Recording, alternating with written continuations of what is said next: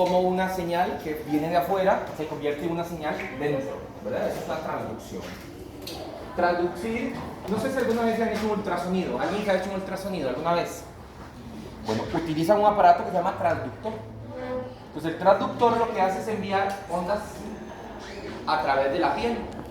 Y bueno, imagínenlo así. Por ejemplo, entonces, el transductor generalmente es como una especie de artefactitos así. Entonces él lo que hace es enviar señales. Entonces las señales chocan con el órgano, qué sé yo, el corazón. Entonces la señal choca. Y entonces este hueco o este vacío de señal que rebota al transductor, esto lo transmite en un software y entonces nos da una imagen del corazón invertida. Eso es un ultrasonido. Eso es una transducción de señal, porque es una señal en ondas sonoras que choca contra una estructura y genera, en este caso, una imagen. Lo mismo pasa con la transducción de señales en las células. Hay una señal que viene de fuera y se genera una respuesta celular, ¿verdad? Este es el mismo principio.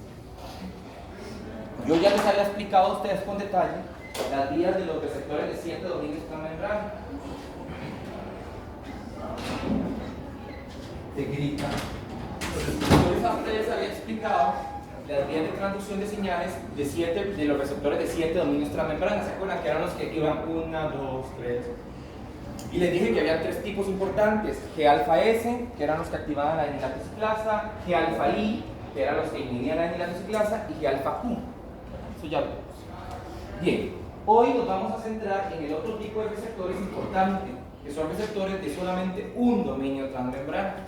Significa que ellos solamente pasan una vez la membrana celular. Estos receptores tienen el dominio, la región N-terminal hacia afuera de la célula y la región carbono-terminal hacia el espacio intracelular. Solamente atraviesan una vez la bicapa, ya eso lo hemos dicho, pero tienen algo particular, y es que aquí, en esta pequeña partecita de la región intracelular, poseen un dominio con actividad enzimática. Y esta actividad enzimática es una actividad quinasa. Si recuerdan ustedes, quinasa significaba las enzimas que tomaban un grupo fosfato y se lo pegaban a otra cosa. Resulta ser que estas enzimas de actividad quinasa únicamente pegan grupo fosfato en residuos de tirosina. Por eso se llaman tirosinquinasa, porque esta parte de la proteína solamente transfiere el grupo fosfato en aminoácidos tirosina. Por eso se llaman tirosinquinasa. Y nosotros en bioquímica lo llamamos RTCase, receptor tirosinquinasa. Bien, los receptores tirosinquinasa tienen varios ligandos. Dentro de los más importantes está la insulina y algunos factores de crecimiento que ya vamos a ver. Y obviamente, al igual que los primeros que vimos, esos están súper relacionados con un montón de vías diferentes. Ahora, los receptores RTCase tienen algo particular.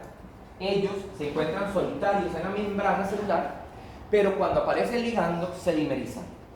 Dimerizar es que se unen, forman parejitas. Entonces aquí tenemos los receptores, un receptor, dos receptores, que están inactivos. Aparece el ligando y cuando se une el ligando a los receptores se unen. Y al unirse los receptores no solamente se activan, sino que se activa la región tirosinquinasa. Y entonces este receptor fosforila al otro y este otro receptor fosforila al anterior, como cruzan las fosforilaciones. Y ocurre esto, ¿verdad? Estos grupos fosfato fueron transferidos por este receptor que hidrolizó el ATP, le quitó un fosfato y se lo pegó a este lado. Y lo mismo con el contrario. Una vez que los receptores se encuentran fosforilados de forma cruzada, ¿verdad?, entonces van a aparecer algunas proteínas que se llaman proteínas adaptadoras. Y esas proteínas adaptadoras, al interactuar con esta región fosforilada del receptor, se activan, como lo ven ustedes aquí. Y esas proteínas adaptadoras van a ir a hacer cosas, es decir, van a ir a traducir la señal a nivel intracelular. ¿Ok? Es el principio general. Vean, por ejemplo, este caso. Aquí tenemos el receptor fosforilado, bueno, que se fosforiló de forma cruzada.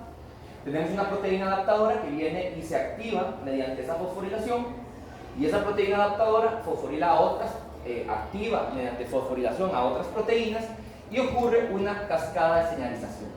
¿Okay? Ya lo vamos a ver, esto es un ejemplo nada más.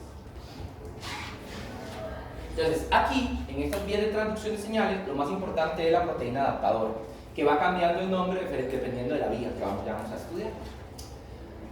Existen en el humano 60 diferentes tipos de RTCase.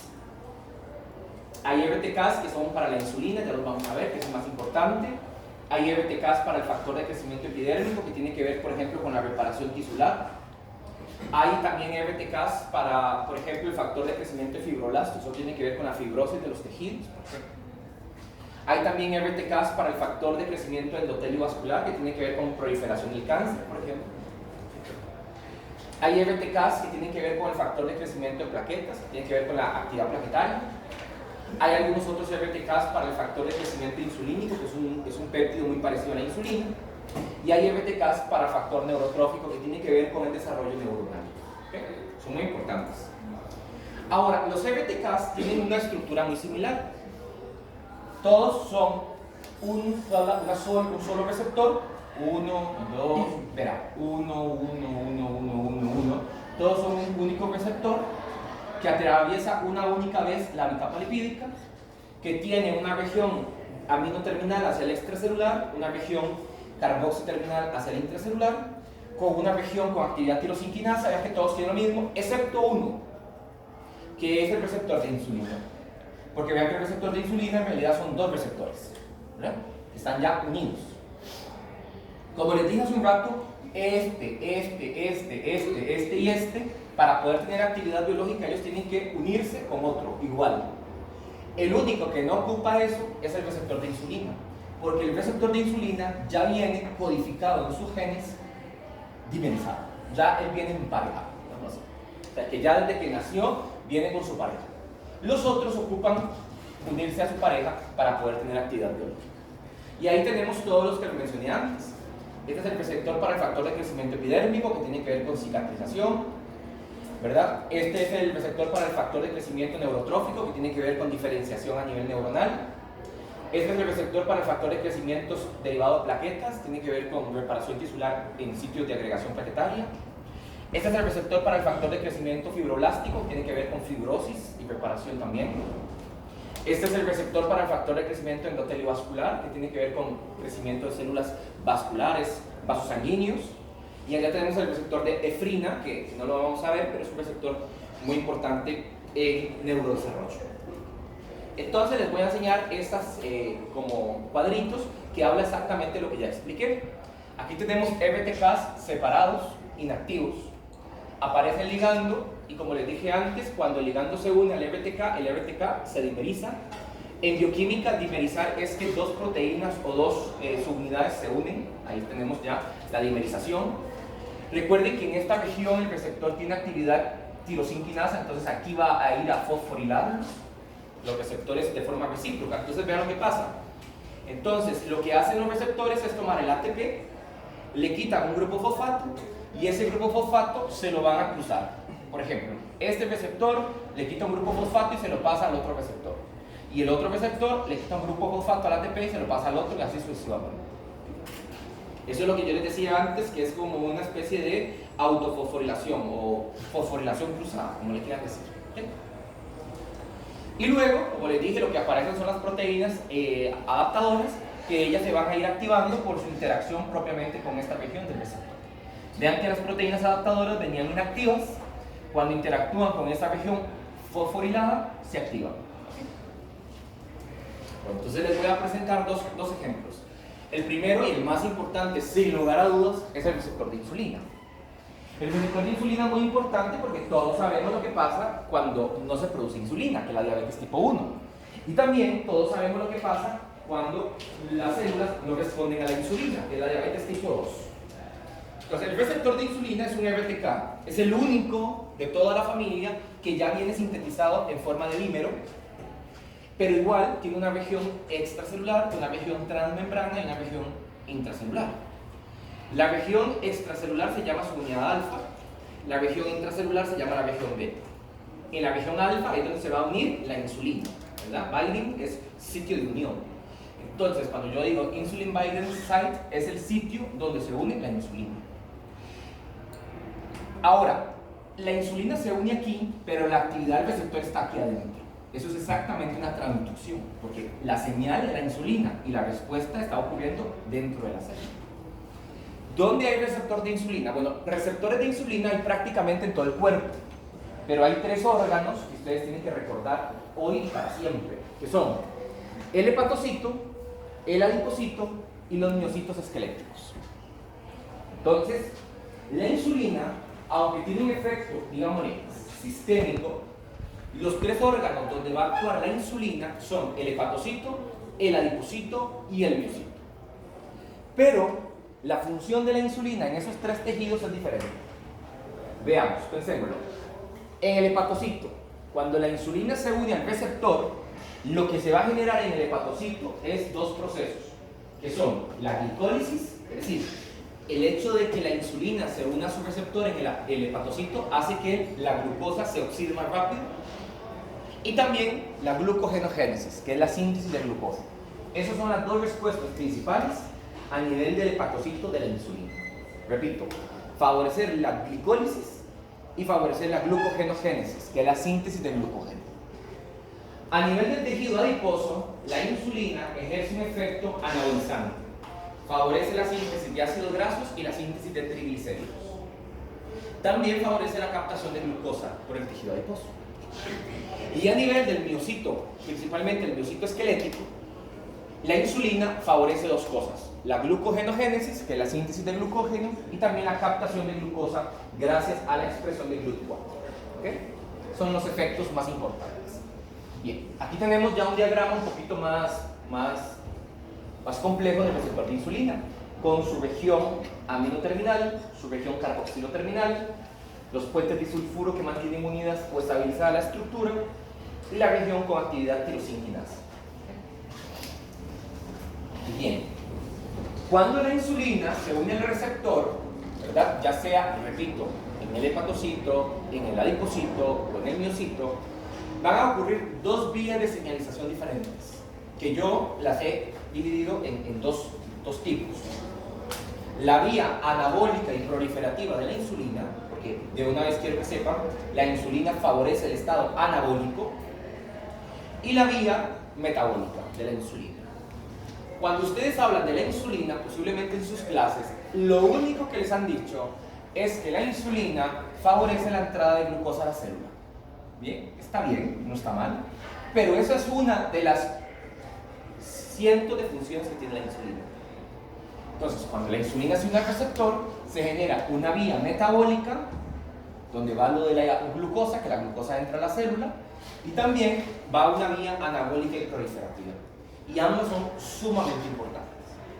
De hecho, si observan, las rutas están comunicadas.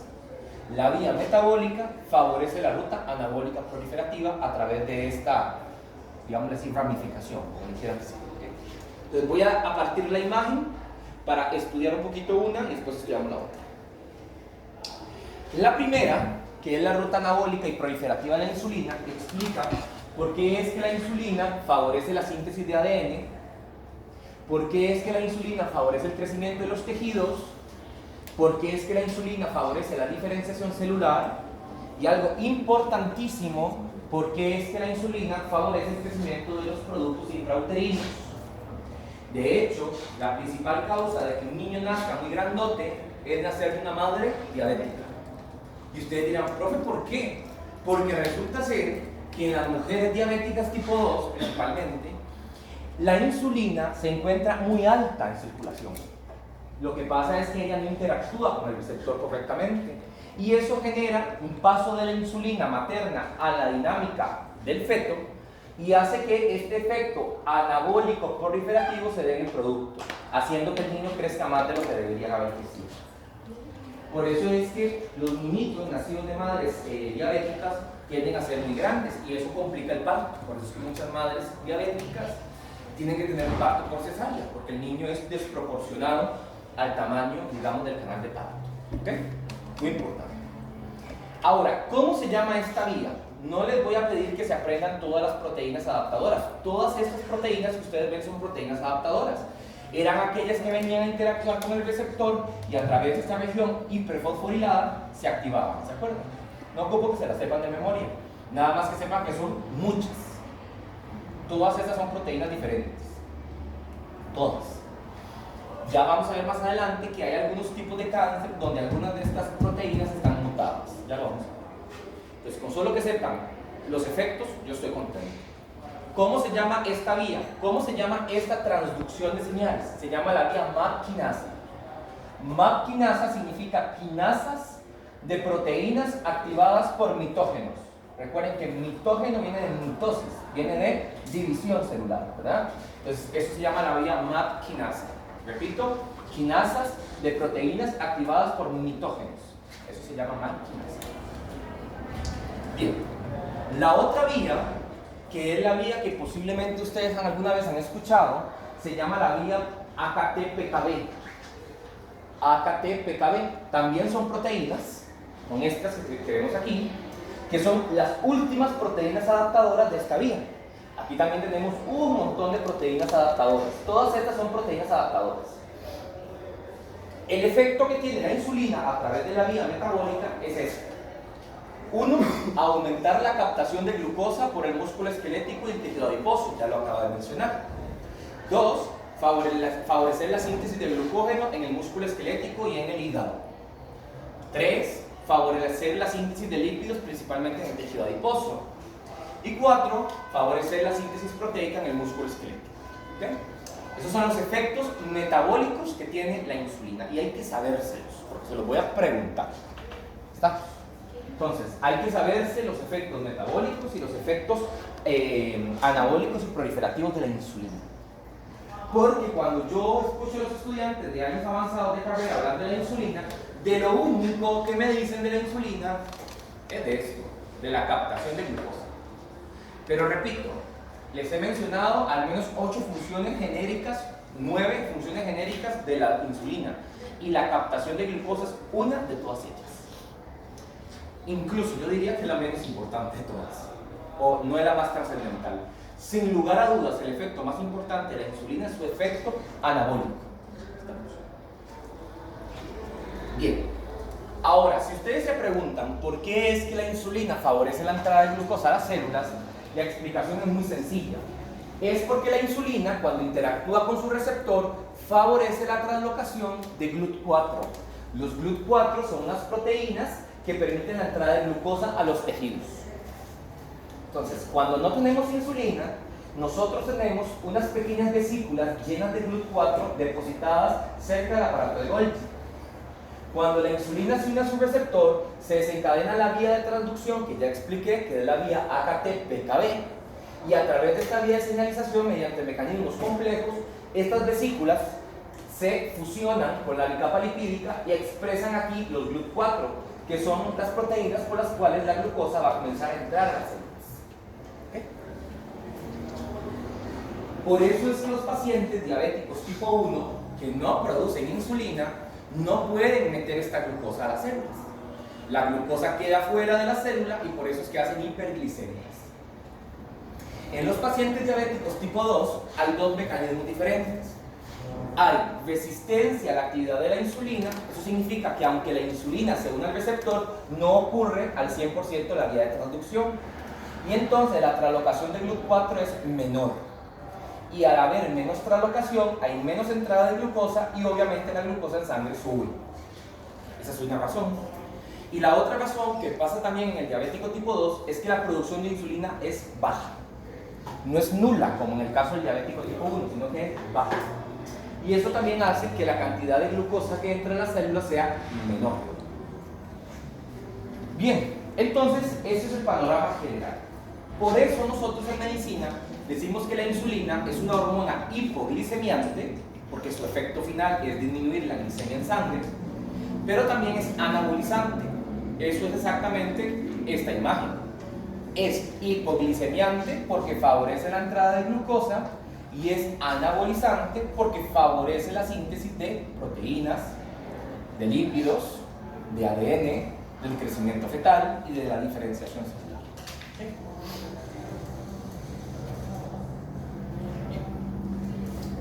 Entonces aquí tenemos una imagen muy bonita, muy sencilla para explicar realmente lo que pasa en el páncreas. Recuerden que el páncreas tiene 3 tipos de células principalmente. Unas células alfa, productoras de glucagón.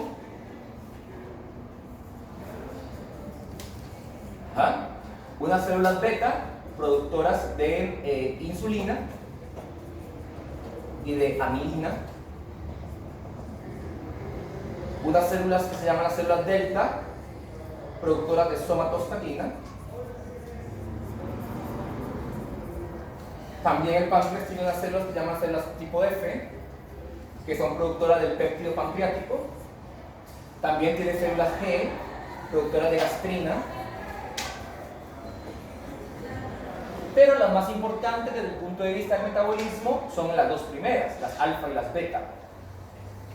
Bien, entonces cuando nosotros tenemos altos niveles de glucosa en sangre, por ejemplo después de comernos un postre o después de comer grandes cantidades de carbohidratos, la glicemia sube, ¿verdad? La glicemia sube y bueno, esa glicemia que sube estimula la célula beta del páncreas a liberar insulina. La insulina sale a través del estroma del islote de Langerhans a la circulación. Y la insulina, yo siempre digo que tiene dos efectos, un efecto rápido y un efecto lento. El efecto rápido sería básicamente la captación de glucosa por los tejidos periféricos, lo de los GLUT4. Pero también tenemos efectos lentos, que sería lo proliferativo, síntesis de triglicéridos, síntesis de ácidos grasos, síntesis proteica, glucogenogénesis. ¿Bien? Y estos dos efectos, tanto el rápido como el lento, hacen que la glucosa que estaba alta ahora descienda. Por eso vemos que la respuesta de la insulina es la hipoglicemia. En cambio, cuando nosotros tenemos más bien un estado del ayuno, o en ejercicio, que tenemos niveles bajos de glucosa en sangre, más bien lo que se promueve es estimular a la célula alfa, productora de glucagón o de glucagón, como le quieran decir, y ese glucagón lo que va a hacer es activar las vías de degradación del glucógeno, lo que se llama la glucogenólisis. También va a activar la gluconeogénesis y eso va a favorecer que los niveles de glucosa se normalicen. ¿Okay? Y esto es exactamente lo que se conoce como regulación hormonal del metabolismo. Porque el metabolismo de los carbohidratos se está regulando por la acción de una hormona o de otra. ¿Cuál es el problema de los diabéticos? Ya se los voy a decir. El problema del diabético es que tiene menor producción de insulina y mayor producción de glucagón. Entonces, en el paciente diabético vemos una disminuida actividad insulinotrópica y más bien un aumento en la actividad del glucagón. Y esto da como resultado en nuestro paciente la hiperglicemia.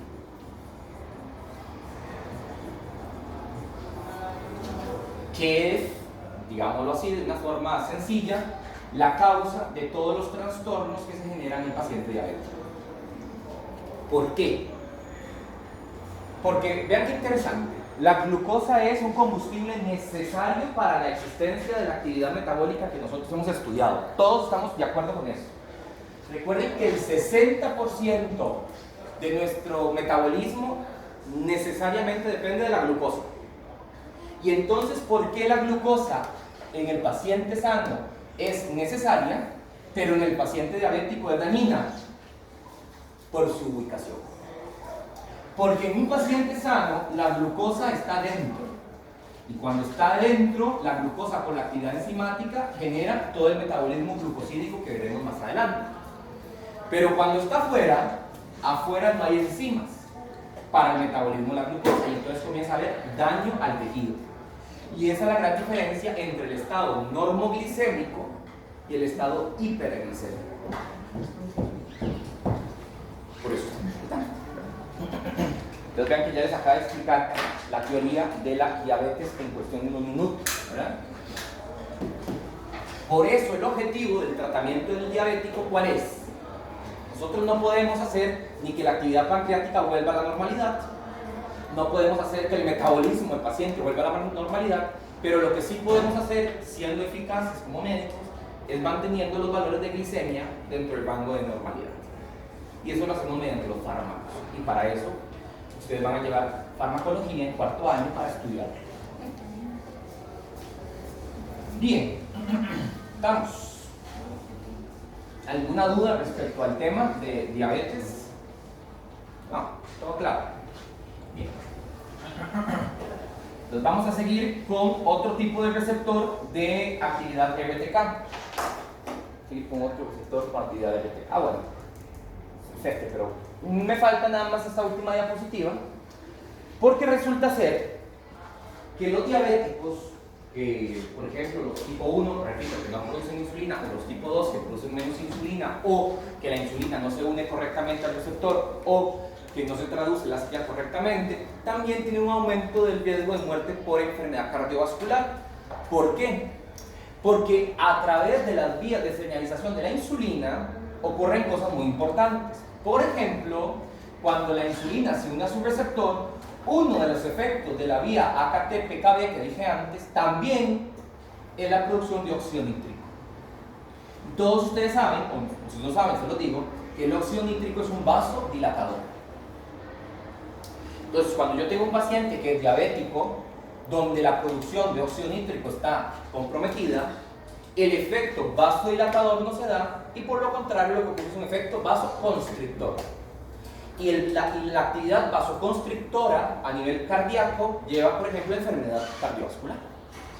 O, por ejemplo, a nivel cerebral, lleva a infartos cerebrales. Por eso es que los pacientes diabéticos también tienen un riesgo aumentado de padecer de enfermedad isquémica.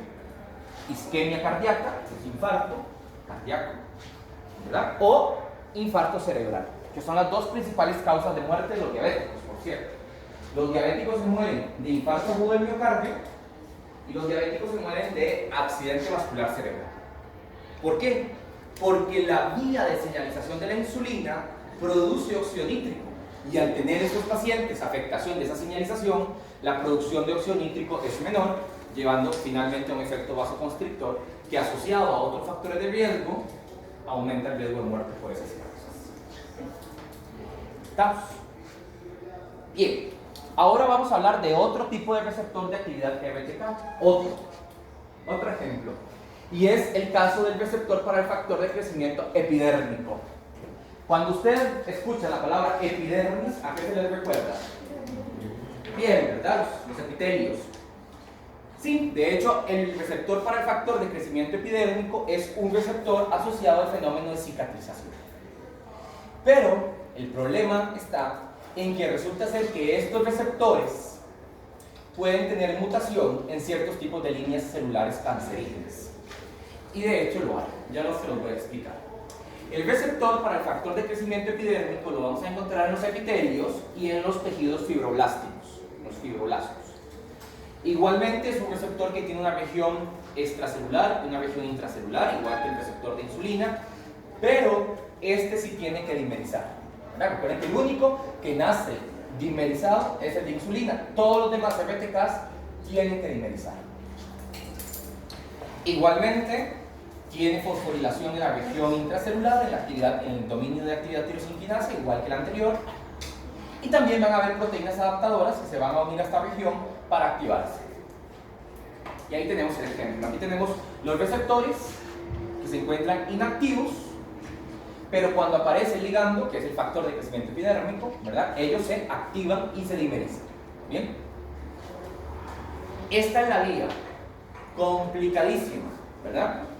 Esta es la vía del factor de crecimiento epidérmico cuando se une a su receptor, ¿verdad? Este es el factor de crecimiento epidérmico unido al receptor para el factor de crecimiento epidérmico. La vía de transducción tiene al menos 3 vías diferentes. La vía MAP quinasa, la misma que vimos en insulina, es decir, proliferación y crecimiento celular, lo mismo. La vía AKT-PKB, la misma que vimos con la insulina, y también tiene la vía de la fosfolipasa C o la vía G-alfa-Q, que vimos en la clase anterior. Entonces, no pretendo jamás que se aprendan todas estas proteínas, porque todas son proteínas adaptadoras. Vean que cuando el ligando se unió al receptor, el receptor se fosforiló y han entrado en escena un montón de proteínas adaptadoras que van a ir activando otras. Vean que es como una cascada, ¿verdad? Es una cascada de amplificación de la señal. ¿Okay? ¿Cuál es el resultado final? Es decir, ¿cuál sería este resultado final de todas estas vías? Aquellas. Regular la expresión de genes en el núcleo, lo ven aquí, está el ADN. Aquí vemos cómo se está favoreciendo la expresión nuclear, la expresión génica, perdón. Favorecer la síntesis de proteínas, esto va por la vía MAP quinasa. Reorganizar el citoesqueleto, esto va por la vía fosfolipasa C. Proliferación, que va por la vía MAP quinasa. Supervivencia celular, que va por la vía MAP quinasa. Cicatrización y regeneración también. ¿Ok? Entonces, cuando el factor de crecimiento epidérmico se une a su receptor, se generan un montón de señales importantísimas. Bien, les cuento que aparte del factor de crecimiento epidérmico, hay otro montón de factores de crecimiento. Y todos esos son muy importantes porque muchos están relacionados con procesos tumorogénicos, es decir, con procesos cancerosos. Entonces, hay un factor que se llama el factor de derivado de plaquetas que tiene que ver con la proliferación celular, es decir, que induce proliferación celular. Hay un factor de crecimiento transformante tipo beta que tiene que ver con matriz extracelular y con osteoclastos. Hay un factor que se llama el factor insulinotrópico que tiene que ver con actividad endotelial e estimulación del osteoblasto, que es para la síntesis de hueso. El factor epidérmico, que es el que estamos viendo en este momento. El factor de endotelio vascular, que tiene que ver con angiogénesis en tumores, por ejemplo. Y el fibroblástico, que tiene que ver también con angiogénesis, es decir, crecimiento del tejido vascular. Bien, la gran mayoría de estos factores de crecimiento tienen vías de transducción tan complejas como la del factor de crecimiento epidérmico. Es decir, no son únicamente receptor ligando y una vía, sino que hay muchas vías implicadas. Si ustedes ven esta diapositiva, obsérvese que la mayoría de vías están interconectadas. Por ejemplo, vámonos por esta vía de transducción. Esta vía de transducción viene aquí y aquí se une a esta, es decir, la estimula. Si ustedes siguen, por ejemplo, esta vía estimula a la que está a la par. Esta otra vía estimula a esta. Por ejemplo, vean esta otra vía que estimula esta. ¿Entienden? Es como un fenómeno muy complejo. Por eso es que cuando las vías son tan complejas,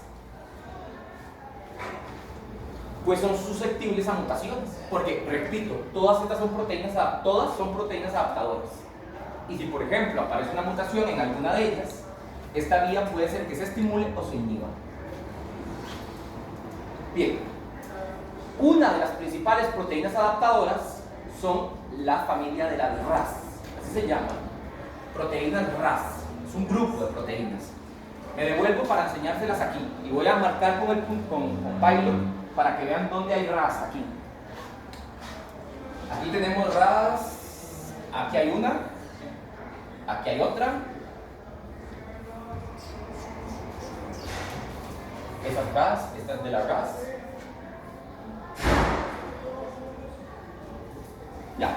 Entonces vean que en esta vía de transducción de señales hay al menos 4 tipos de proteínas RAS.